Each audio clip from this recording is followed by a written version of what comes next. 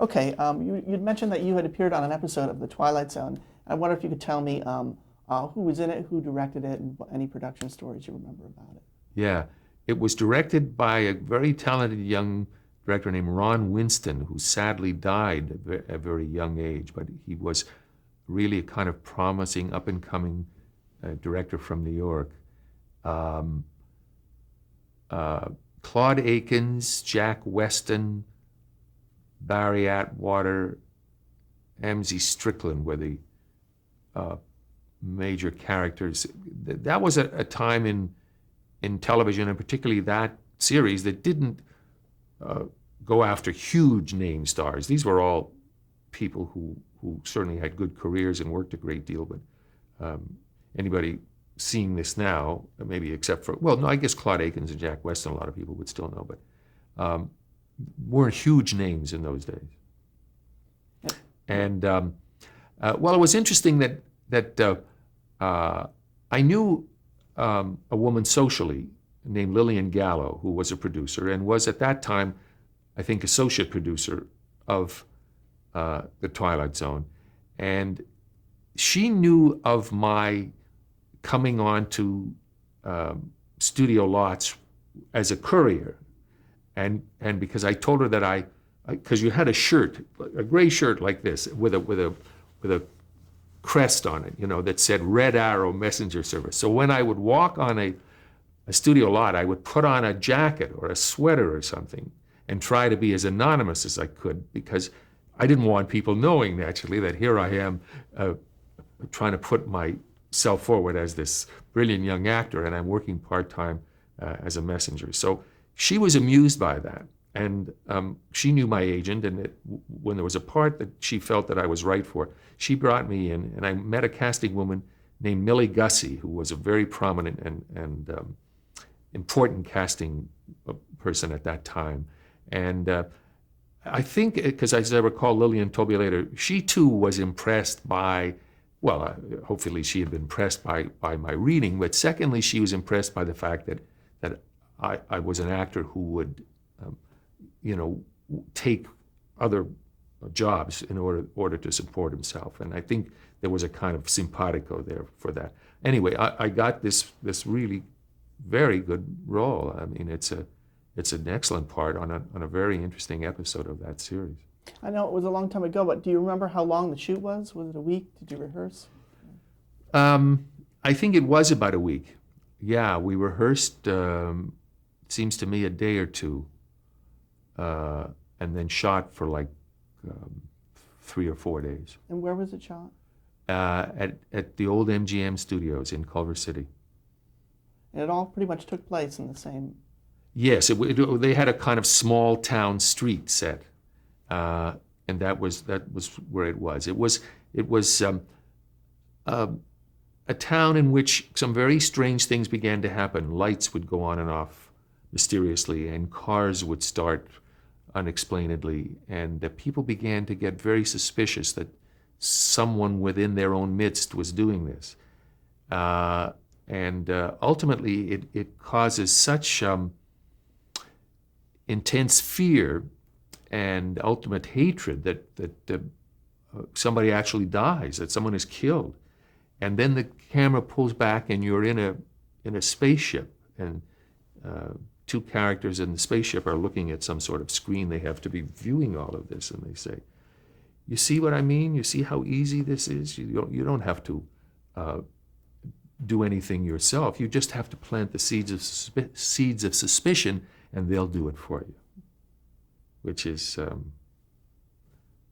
very relevant and specific in terms of One thing I remember today. about that episode is there were a lot of close-ups, sort of canted close-ups of like almost every character. Yes. Yeah. Do you remember, were those shot right on the Oh yeah, location? yeah, yes. Of tilting the camera, right. Yeah. It was a terrific experience, but of course at the time, knowing that's almost 40 years ago, I had no idea that it would still have the life that it does now, and that people such as you and I are talking about this. There was another anthology show that you appeared in, The Outer Limits, that's still... Right, I was in the pilot of the Outer Limits, about an electronic monster coming out of the soundboard, the whole engineering control setup. And I was the guy, I was a disc jockey who loved turning up the sound to hear, really literally to hear the sound of his own voice and to have it carried to different parts of the country, and who ultimately in that, they said to him, now whatever you do, don't turn this up too high, which is of course the first thing he did, and releases this monster who kills him. It was a good role, but I was dead at the end of the first act. What did the monster, were you reacting to an actual person? Well, it was you'd call it a special effect of sorts, although certainly in those days special effects were hardly of the sophistication that they are now. But it was a kind of electronic being that came out of the soundboard. So when you were playing the role, you didn't see a special effect. It was a guy in a costume or something like that. I don't think I saw anything. I think they may have done that, in some sort of matte screen process. I don't recall that I saw anything. I just reacted. The name that's associated with that show is Leslie Stevens? Yes, Leslie Stevens. He created it, and he wrote that episode as well. Mm-hmm. Yeah. Do you remember working with him? Did he direct it too? I think he did. Yes, I think he did. You were also a regular on a couple of shows. One of them was Father of the Bride. Can you tell me what role you had? Yes, I was, that was one of the pilots that I was referring to earlier. That I got the role of the son-in-law, the groom, Buckley Dunstan. The part had been played by a wonderful actor named Don Taylor, who later became quite a successful director himself. In the original movie with Spencer Tracy and Elizabeth Taylor, he played Buckley Dunstan. And in fact, I worked for Don Taylor a couple of times and talked to him about it. He directed a pilot that I was in once for a show that didn't sell, called based on the Steve Canyon comic strip. I didn't play Steve Canyon, but I was in that. And then he was in the play that I did in La Jolla when I was still in the Navy. So I kind of knew him a bit, and we laughed about the innocence and naivete of Buckley Dunstan. So I was in that. It wasn't a successful show. It had one season. In those days, however, one season was 39 episodes and 13 reruns. So for 52 weeks, I had a very good payday, especially in those years and at the age of 26. And do you remember your salary on that? Well, I got $1,000 a week. I remember in 1961. That was a lot. That was a lot. But the problem was that for the 39 shows, because it transcended 2 seasons, so in terms of the tax year, I made I don't know, whatever it was, let's say $40,000. And then the following year, because of the reruns and the residuals and all of that, I made half of the 40. And the third year afterwards, I made half of the 20. So you see, we were certainly going in the wrong direction. And finally then, by 65, I decided, I was 30, and I had kind of thought to myself, I'm gonna give this a while, but I'm not going to end up. I had done a play in summer stock. I had done a lot of summer stock, but I did one play in particular with Walter Pidgeon called Lord Pengo, and it was a really first-rate summer tour. We played all the terrific theaters in the East, Westport in Connecticut, and Millburn, New Jersey, and the Paper Mill Playhouse, and anyway, a lot of 6 or 8 theaters. And there were a number of character people in this play, along with Walter Pidgeon, and all of them playing very small roles. I had quite a good role. I played his son, and they had really small parts, and I knew very little money.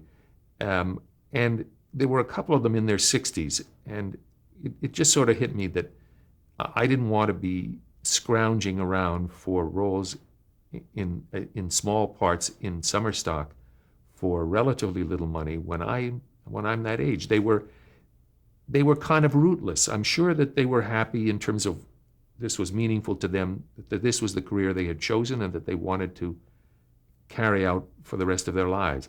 I didn't have that same kind of dedication.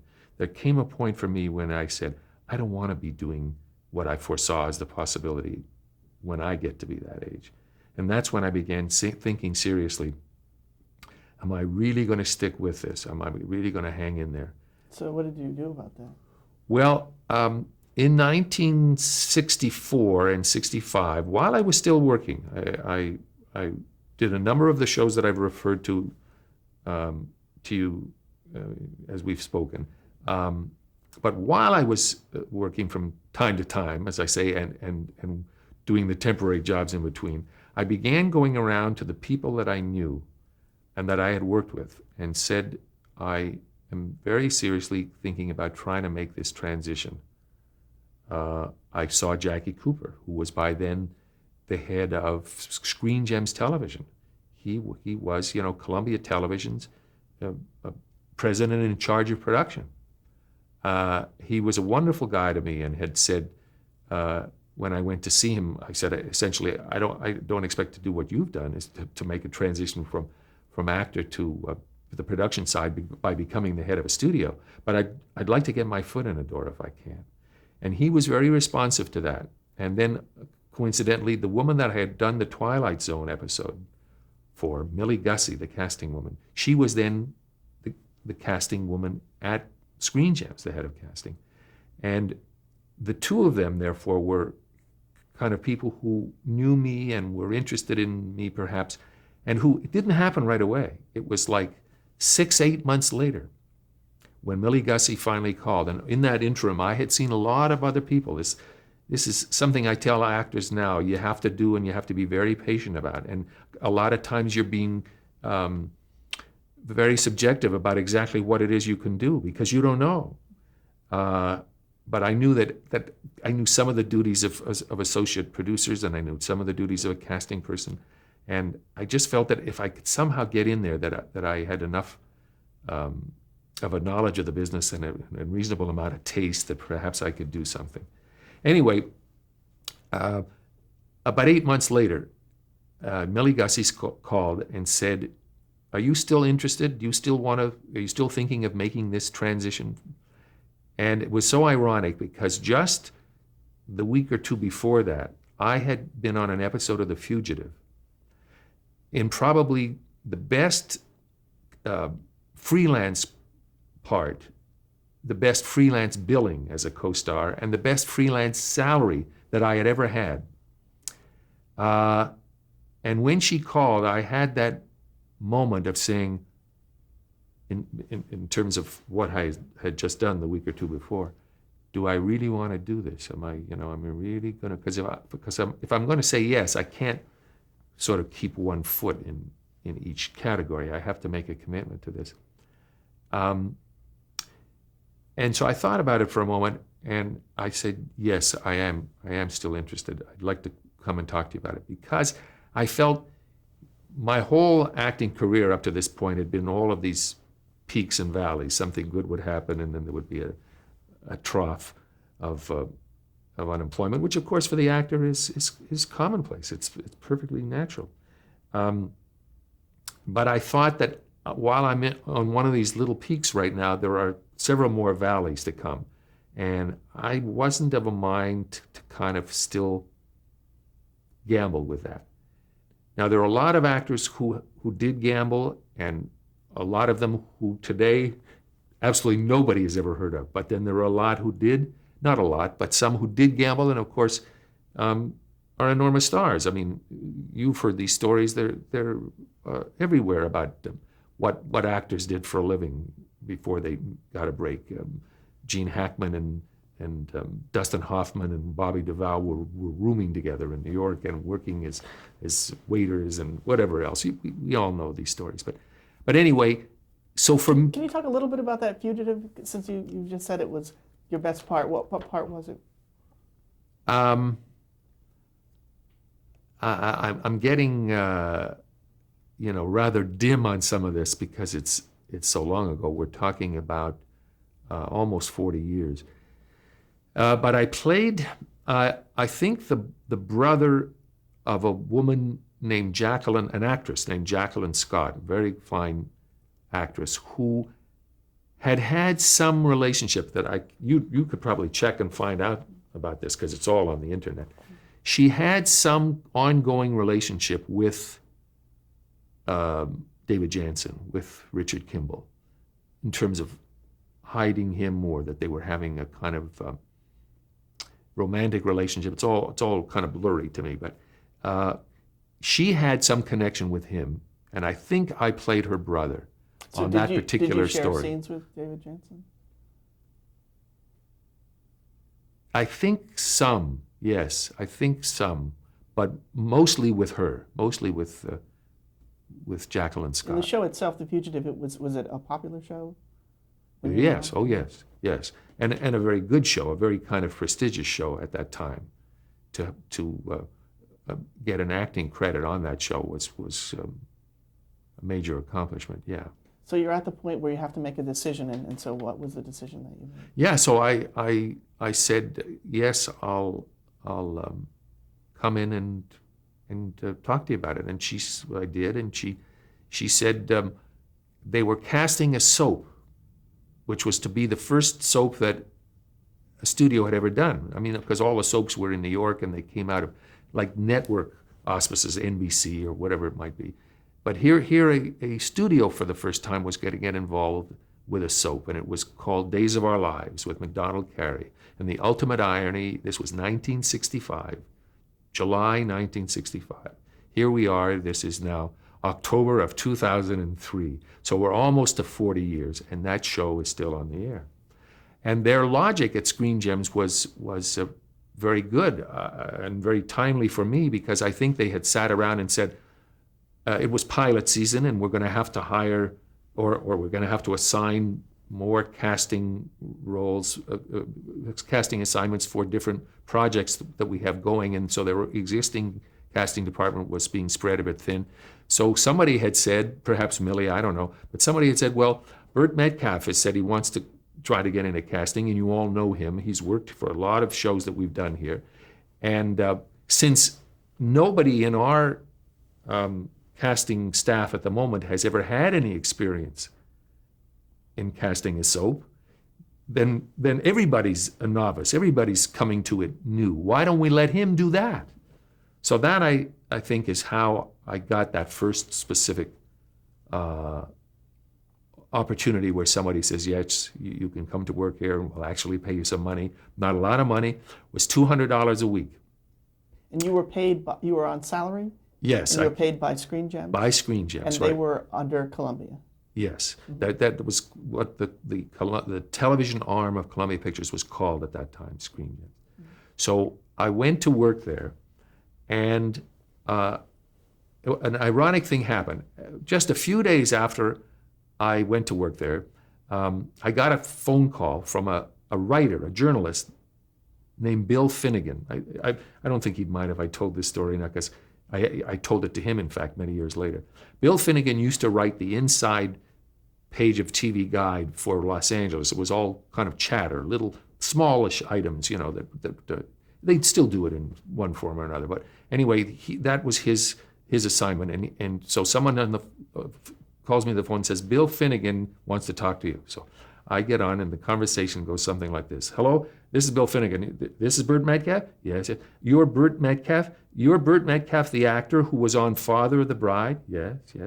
You're Burt Metcalfe, the actor who was on Father of the Bride, and now you're working as a casting director at Screen Gems? I mean, he did it in, unintentionally, of course, but he did it in such a kind of insensitive way, or at least I perceived it as that. And it's like I wanted the floor to open up, and you're working for $200 a week after you started at $1,000 a week on Father of the Bride, and so that was not my best moment in casting. But I remember many years later, maybe 25 years, seeing him at some industry function and telling him this story. And by then, I was in the midst of this enormous success of MASH, so it was under entirely different auspices that I was having another conversation with him. And he was very contrite. He was so sweet about it. He said, "Gosh, how could I have ever done that?" So it was amusing for us both. Why was he calling in the first place? He was calling me because he put an item in TV Guide. Burt Metcalfe, who starred in Father of the Bride for Screen Gems, is now working as a casting director or for MGM, is now working at Screen Gems. That's what he wanted. He wanted to run that little item, and he wanted to confirm that, in fact, who he thought Burt Metcalfe was accurate. Let's talk a little bit about Days of Our Lives. Did you work with the Cordays who created that show? Yes, yes. And they were involved in the casting, or no? Oh, very much so, sure, because it was a pilot at this point. You don't have any guarantee. They may have actually had a 13-week guarantee. I'm not quite sure about that. You'd have to check. But because in soaps, they did them a little differently in terms of the principle of the pilot. But it might even have been just a straight pilot. I don't recall. But so yes, they were very much hands-on. They were really very good people from New York, had a lot of experience in all of this, and were very kind to me. And how did you go about? Did they have a file of actors, headshots, or? Oh yeah. I had been fortunate, even while as an actor. I'd always been fascinated for years by credits. I could go to a movie and I always wanted to stay for the end credits, and I could tell you, I could reel off, and naturally this was something I discussed with Millie Gutsy and Jackie Cooper in terms of ever getting hired, was that, and I was really kind of computer-like about it. I knew lots of actors and lots of credits, and that doesn't say anything about, but do you have any taste in terms of hiring new actors or giving these people additional jobs? Well, fortunately, it seemed to go well for me, and everybody, as I began working, thought that I did, and I had a nice run as a casting director before I was able to move on to some other things. But I knew a lot of actors. It was the acting community that I was within, and the shows that I was doing weren't going to pay a lot of money, so I knew lots of actors who would work for a little money, and I knew a lot of up-and-coming directors with whom I then knew a lot of actors as the result of their knowledge. A wonderful actress named Frances Reed, who is still on Days of Our Lives, as we say, almost 40 years later, who's the matriarch of the family. She's well into her 80s, and I don't know that she appears on it all that often, but she does appear on it. She was the wife of MacDonald Carey, who has long since left this world, but she's still on it. And Frances Reed had a major role as in the production of Lord Pengo that I mentioned, that I was in with Walter Pidgeon, that had this great summer stock tour. And so she was a New York actress at the time. And so I knew her from that. And I recommended and supported her and spoke very well of her. And ultimately she got that part, which I was very proud of. And there was an actor named John Clark who was in the original cast as the son of Frances Reed and MacDonald Carey's character. And I knew him. I'd gone to UCLA with him and knew him from that. So there were all kinds of ways that I was able to introduce people who a lot of casting people wouldn't necessarily have known and weren't in the kind of mainstream for acting roles at the time. Did the Cordays know Frances Reed? Or yes, they did. Mm-hmm. Yeah. Do you think it's a melding of suggestions? Yeah. Let's not kid ourselves, especially when you're doing a pilot. The producers have all the authority in the world that they'll ever need. But the casting person, while he isn't going to make the final decision, is nonetheless very key in terms of who he brings in, who he recommends, and who he's really supportive of in terms of a knowledge of their work. So he can have a good deal of influence, even though the final decision is certainly not his. And I don't imagine that's changed to this day. Did you know MacDonald Carey at all? No. But MacDonald Carey He was a movie star. Yeah, and it was attached to the project when I arrived. He was already in it. And did you have enough of a budget that you would screen test people, or you just went ahead and put them in the pilot? I'm not quite sure. I can't remember. But if it was a screen test, it was very primitive. It wouldn't be a screen test as we now know it to be, with kind of sophisticated lighting and stuff. It would have been the forerunner of putting someone on tape, sitting in a room or something, or acting out a brief scene. It wasn't done to any great lengths production-wise. Do you remember anything about the shooting of that pilot, or were you not present? No, I went to visit a couple of times. It was done at NBC. And as I recall, I went, just to see how it was going and to keep in touch with the producers and Did you all look toward a longevity, like this could be on for a while? No, had I idea? don't think anybody. Naturally, that's your fondest wish, but you have no basis for any sort of certainty at that point. It's exactly the same as with MASH. MASH, nobody had an idea that it was going to have the impact on television and on the country that ultimately it did. I remember after we made the pilot, and just in that little narrow range of time after you complete the pilot until the decision is made, in this case by CBS, and CBS says, okay, we're picking up this show and we're giving you 13 episodes, go. And I can remember being with Gene and Larry in Larry's office, and all of us saying, okay, now what do we do? Which is the kind of classic reaction of, what's going to happen now? Oh, I mean, there had been some storylines written and some general discussion of the future path of any series at that stage, but still, basically, it's very, very surfacey compared to the task ahead of you, and so that always sticks out in my mind as something that none of us had ever had any hope for. You just try and do your best work, and from there, that's all that you can say about it. And Gene used to always say about ratings and how long the show will last and how many episodes you'll do. He said, I can't worry about that. I have no control of that. All I can do is do my best work and see that everybody around does their best work, and that's all we can do. Now, after Days of Our Lives, how did your job continue there? Were you salaried? Yeah. And you stayed? Yes, I was there. I was there for about 3 seasons, as I recall. And I worked on a lot of different shows during that time, and on some pilots as well. And then in about the third... Before you start up again, we're going to stop the tape. Okay. I don't want to cut your story there.